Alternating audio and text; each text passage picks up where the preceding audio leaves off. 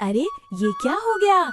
आज सुबह जब मंदिर के पुजारी ने भगवान जगन्नाथ के द्वार खोले तो उनकी आंखें आश्चर्य से फैल गईं।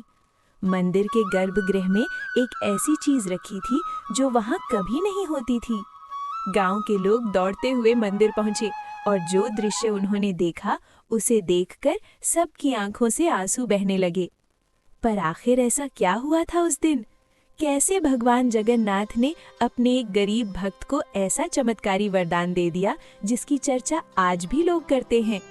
जरा ध्यान से सुनिए ये अद्भुत कथा। ओडिशा के एक छोटे से गांव में एक बहुत ही गरीब लकड़हारा रहता था। उसका नाम था गोपाल।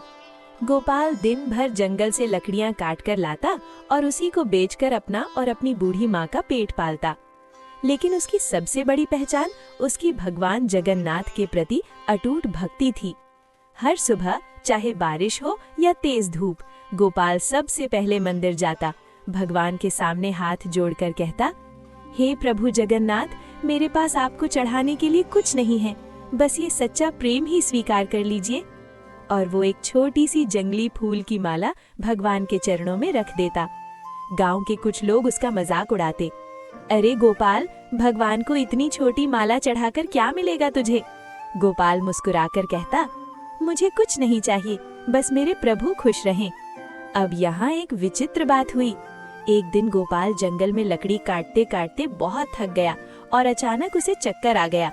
वो जमीन पर बैठ गया और आंखें बंद करके बोला, प्रभु, आज मैं मंदिर नहीं आ पाया, माफ कर दीजिए।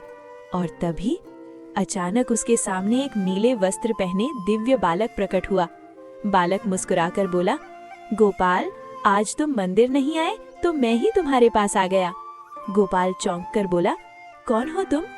बालक हंसकर बोला, तुम रोज जिसे फूल चढ़ाते हो वही जगन्नाथ आज तुम्हें वरदान देने आया है।